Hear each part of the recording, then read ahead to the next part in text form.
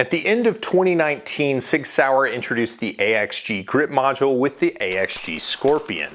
Fast forward to now and SIG has released the AXG Pro full-size model. The AXG Pro brings a full-size striker gun with an alloy frame. I'm David with Gun Deals and we'll be looking at the AXG Pro.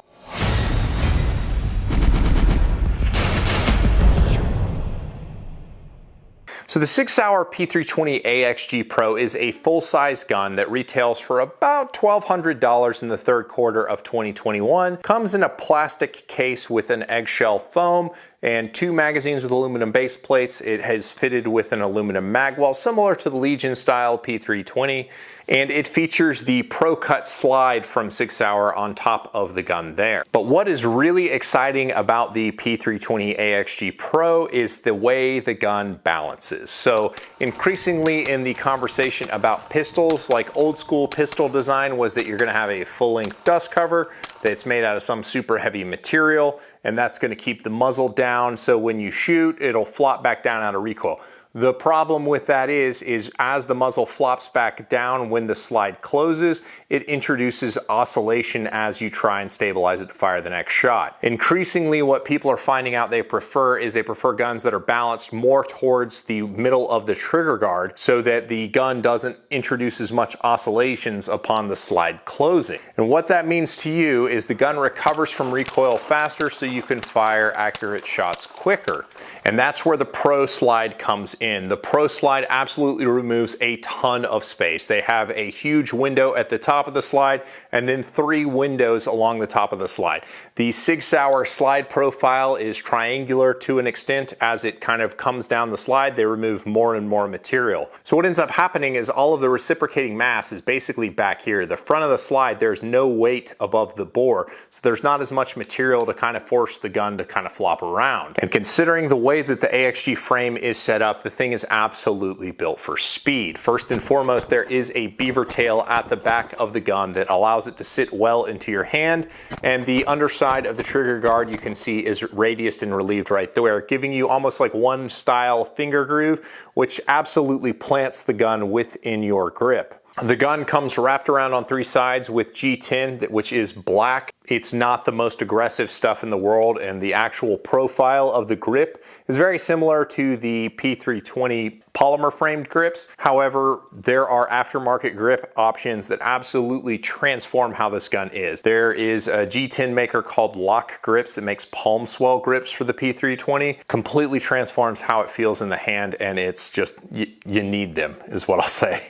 But with how the frame is set up, the reach to the trigger, and it is a flat blade trigger that breaks at approximately 90 degrees, as you can see there, is very easy to shoot well. It creates a very flat trigger face that I address with the tip of my finger, and it's like pressing a button. And the gun, because the frame is so stable, is very easy to shoot accurately as a result, and the gun is very practically accurate. Because the frame is so well set up, it's very easy to get the sight to lift straight out of the notch, so rapid follow-up shots with this gun are very easy to accomplish. The mag catch is reversible. It's a big round button, and the slide stop is on both sides of the pistol, so left-handed people can operate the pistol exactly the same as the right-handed people. The checkering on the front of the grip is actually pretty good.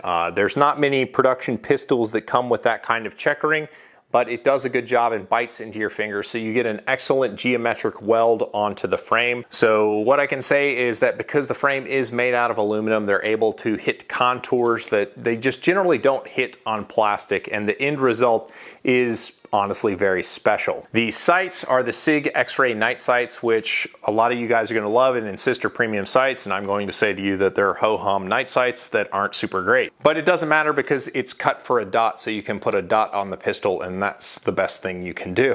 The reason I don't like the 3-dot night sights is the tops of the sights are rounded to follow the SIG slide profile and not just straight across, and there is a U-notch. So while the sight is a blacked out rear with a green bezel on the front sight tritium lamp, that green doesn't really pop. It's technically high vis, but as I hold it and look at it right now, I can't even see it. If I were an iron sight shooter, I would probably not leave these sights on the gun. I would probably invest in some better sights. So is the gun worth it? I think it's worth it to the right kind of buyer. SIG Sauer is notorious for having its fans that buy a lot of their particular pistols that they love and they collect them and stuff, and I think this kind of falls into that category, but it really does stand on its own merits. It is a very well-made pistol, and I shoot it really, really well. So this is going into my safe as the forever home, because it's just so easy to shoot well. But I am curious, because the niche for this gun, like, what is it? Is it a home defense gun? Is it a competition gun? I'm not real sure. Sound off in the comments below and let me know what you think the use for this gun is, whether it's a collection piece, it's a toy for the range, you're gonna carry it,